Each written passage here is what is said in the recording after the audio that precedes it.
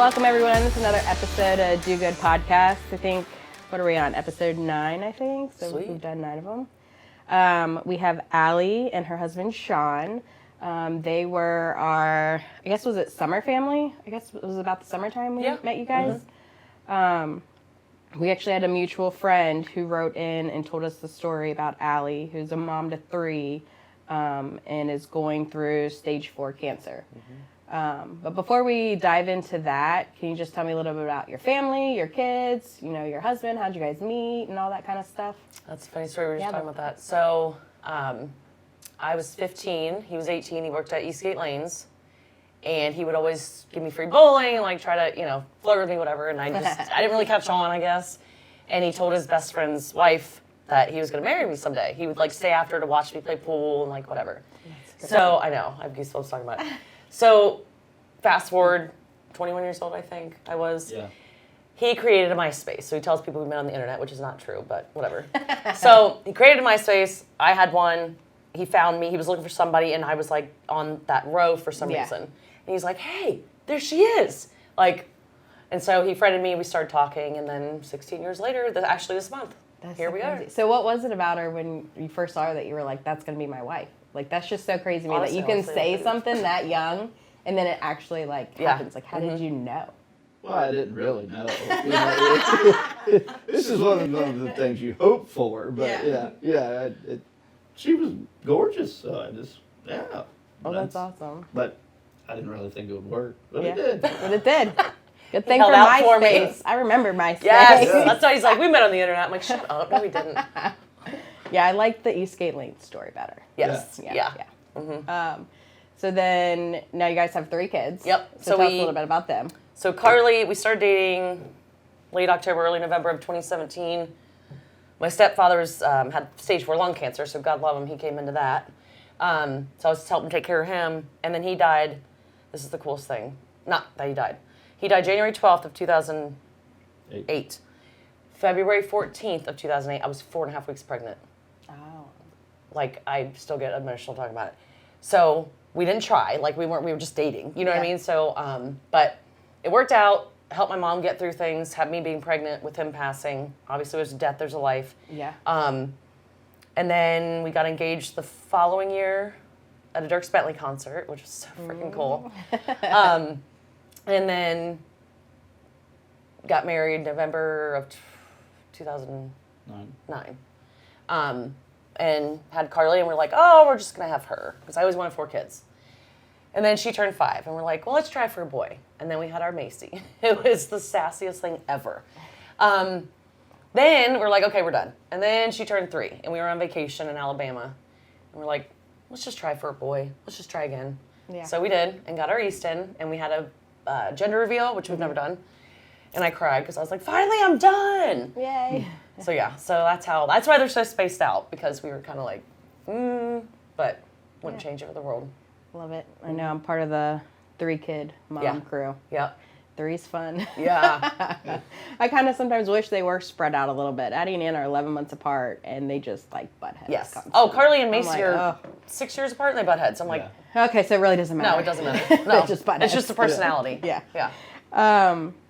So when you were, you had Easton, and then it was when he was a couple months old that you found a lump. Is that kind of how everything kind of started? Yeah. So I didn't breastfeed, just wasn't for me, but he was almost 4 months old. It was on a Monday. I found a lump. Didn't think anything of it because I've been going with gyno. You know what I mean? I go to my checkups. And you're young. I'm young. It doesn't run in my family. Nothing. And that Friday, I remember we were getting ready for work, and I told Sean, I was like, I found a lump in my boob, and he's like, what? Why haven't you called the doctor? What are you doing? And I'm like, it's nothing. So I go to work, call the doc. They got me right away. Their gynecologist. And by Tuesday, I think, I went to have the mammogram, ultrasound. And they pulled me aside, went to this dark room with this butthole, sorry. But he was looking at the scans, and his computer's messed up, and he's like, yeah, I don't know what's going on with this thing. It looks like cancer or something. And we're just nonchalant. Yeah. And he was like, oh my God. That's exactly how we found And out. I'm sitting there going, so the best part about it is that Diane Runk, I don't know if I'm sure a lot of women know who she is if they've been through this, but I walked across the hall to schedule an appointment at Cincinnati Breast Surgeons. And the office manager there, help me, Liz, saw me standing in line, and I was bawling. Like, I literally was just in a, like, what? And she took me over to the side. She's like, come here. Took me over to the side, and she's like, I couldn't even talk. Like, he had to talk for me. I couldn't tell her my name. I was so, like, just, what? Yeah. So Dr. Runk was like, I'll get her in 15 minutes. And this is, like, later in the day. So she got me in right away, did the biopsy. And Liz, still to this day, because we're friends now, she says she's going to charge me for using all her tissues because I was crying so much. So fast forward, 2 days later, we're on Carly, Sean, and I, our oldest Carly and Sean and I are on our way to the Jason Aldean concert. And she called me, Dr. Runk called me right before we pulled in, confirmed it. Well, Carly didn't know anything yet. So I have sunglasses on, I'm crying. He obviously knew it was positive for, it was stage 2B, invasive ductal carcinoma, breast cancer. So then get my port in September, early September, to start my chemo. I had 16 rounds of chemo in 20 weeks. And then, so 16 rounds of chemo. And then February of 2020, had a double mastectomy, had 25 radiation treatments right after that. And then July of 2020, I told my oncologist I didn't feel right. And, back up. During the double mastectomy, they took 4 lymph nodes. It had spread to the lymph nodes. So now I'm stage 3. And one thing I want to tell women is that you have to listen to your body, because when Dr. Runk told me after my surgery that they got all the cancer, in my head I was like, I don't think you did. Like, I didn't tell her that, but I just felt like, I don't think you did. So fast forward to July, we just bought a new house, told my doctor, I was like, I just don't feel right. Like, I have no energy, and I'm not even going through treatment right now. Like, I was on chemo pills, but they don't, Yeah. And he's like, I'm ordering a bone scan. He didn't even take a breath before he said it. And then they found it in my spine. So now it's stage 4 metastatic. So I still have lesions. Like, I've had other radiation treatments. I had 30 more after that. So I've had 55 total radiation treatments. So I think I'm glowing. They said they'll never lose me in the dark because I'm glowing. But so where was that? So anyway, so I had the biopsy, came back. It's in my back. I think I have one in my rib now, one on my SI joint. Like, I've got like 4 ones. But since November, my 3rd different type of chemo pill, I guess you could say, it's been stable. So nothing's grown, nothing's like, and they had me in menopause when I was in menopause. I kept getting new lesions, so now I'm not in menopause, or maybe I am, I don't know. And it's been stable, so I'm on, but they say I have my amazing husband, my beautiful kids, our support. You see the support we have. The more positive you are, the longer you'll live. Yeah, I do. And I agree with that it's definitely a lot of how you approach it and how you think. Your brain is very powerful. Yeah. And I think it's even in the Bible. Don't get me wrong, I'm on antidepressants too. Help, but I just want other women to know, like, it's okay to have bad days. Yeah. He sees me all the time. I have bad days sometimes. It's okay to cry, but for the love of God, listen to your body. Yeah. Like, I'm going through all these tests right now because it's not cancer. They've done scans, but something's like off with my hormones. Like, my face is puffy right now and stuff. So just listen to your body. Like, that's what I did, and that's how they found the stage 4. Like, you just have to listen to it. And be your own advocate. Do not take no for an answer. Yeah, I agree with all that. And it's crazy to think how finding one lump can change your life that dramatically, that fast. Yes, they acted fast. Yeah, within months, you had your mastectomy and you had done chemo and all that, and it really puts life into perspective, because it's like, that could be anybody, and your life literally can change and flip upside down in seconds. Yeah. But honestly, I probably wouldn't have gone to the doctor if I'd have been like, because I just had a baby. Like, I thought maybe milk dried up. And the milk does get clogged. I've heard a lot of women, just think it's that after having a baby. So yeah, I'm thankful your husband pushed you to go too. But I didn't think it was anything, Yeah. 40% of...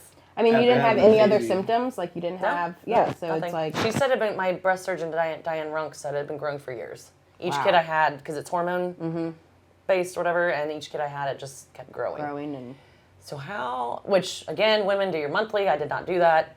I don't even think they tell you to do, if you don't have any family history, I think it's like 40 or something that you're supposed to get mammograms. Like, I have friends that are early 30s, late 20s that have breast cancer. Yeah. Like, it needs to happen. It needs to change. Like, it has to change. So, but my kids will get checked because I was 33. They'll get checked 10 years prior, so 23. Okay. I told the girls just chop them off and get new ones, but I didn't. But so, how was that? Because Easton was a baby, but your other two girls were older. Mm-hmm. How was that conversation with them when you finally did have to sit them down and tell them that you had cancer? I remember we were sitting at the dinner table because we waited till we went with the doctor. We got all the details before we told them because we didn't want to worry them. Mm-hmm. And did Carly cry? I don't remember. We were sitting at the dinner table and we told them. Obviously, Easton was a baby, but Macy was 3. I still don't think they really grasped it because they were so young. You know what I mean? Like, when I had to shave my head and then went bald, Macy, No, she was 4. Oh, she was? She was about 4.5. Okay. Well, they sprayed my hair, because after one chemo treatment, like, it was already coming out. Yeah. They sprayed my hair with different colors. They helped shave it. He shaved it. Like, we made it a big fun thing. Yeah. And honestly, at that time, I wasn't scared. And yes, I get scared sometimes, but I'm still not scared. Like, I'm determined to, like, live for a long time. But Macy would, after it was gone, she ran in the house and was crying because she's like, sorry. She's like, I can't look at her because her thing was to play with my hair all the time. Like, she would constantly curl it. Like, that was her thing with me when she'd lay with me, was just playing with my hair all the time. Easton's the squishy parts with my arm. But that was her thing. So now that Mom's hair's gone, she would ask me to wear a hat at nighttime and stuff, like when she laid with us. Yeah. Because but then she finally got used to it. But I did wear a hat. Like, let's just say I have that other one, but I think it's, but that was like her signature thing with me was my hair. Yeah. But then she got used to it, and we all got used to it. And then Carly is just now, at 15 years old, like, talking about it. Like, she's kind of like her dad. She kind of holds things in. Mm-hmm. So for a long time, she didn't really talk about it. But now she's, like, all about wearing my shoes. She hates pink. But now all of a sudden she loves pink. And she wears my stuff all the time. Allie's strong. She's always talking about it. Not always talking about it, but I think she talks to her friends about it and stuff. Yeah. But I'm proud of you of seeing how hard of a fighter you are and how, I think it's pretty amazing how positive you are about it all. Well, I have him and the kids. And, so, I can see how at 15 years old when you see your mom go through all of that and still have a positive outlook, like, I would be wearing the shirts too. I'd be like, that's my mom. Like, I'm proud. Yeah. Look at her. The pink out game for football at Goshen, she was like all decked out in pink for me and had my shirt on. And she also, I forget what I was going with that, sorry. No, I lost it. Forget it. You're right. Yeah, you were just saying, she just kind of held it all in and just now started talking about it. That's what I was going to say. On my birthday, the year we found out, our sitter at the time, Megan, made a video for my birthday. And we had just gotten back from the doctor and picked him up because she was babysitting him and stuff, and they were off school. And they made a video for me, and what Carly said was, Megan said, what do you love about your mom, or what something? And Carly goes, how she just, what'd she say? She's like, how she just goes through it like it's nothing, like the cancer part. Yeah. And I don't know. I want my kids to be proud and I want them to be strong. Yeah. So if I can show them I can be strong, you can be strong. Yeah. I know. What advice do you have for other mothers who are kind of going through this, and like how you approach the subject and how you get your kids through it? I don't know.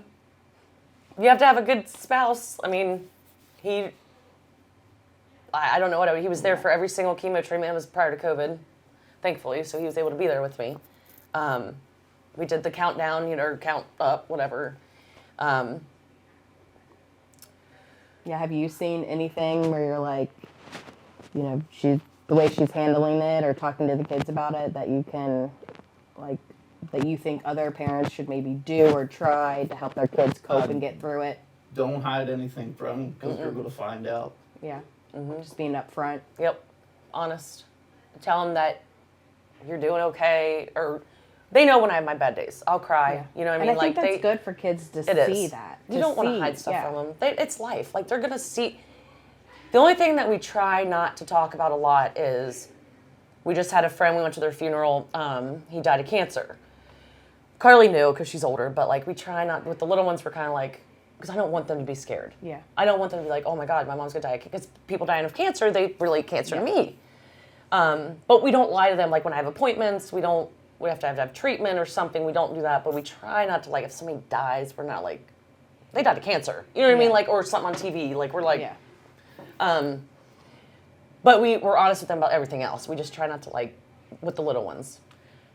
Even Carly, I kind of feel like I protect her too in some way, but I don't know.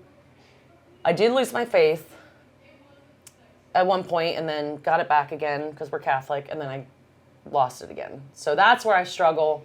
I'm angry at God. Right. Really, I mean, the devil probably, but whatever. I get that. But our priest, I've been blessed. The sickness, what's called Anointing of the sick. Yeah, whatever.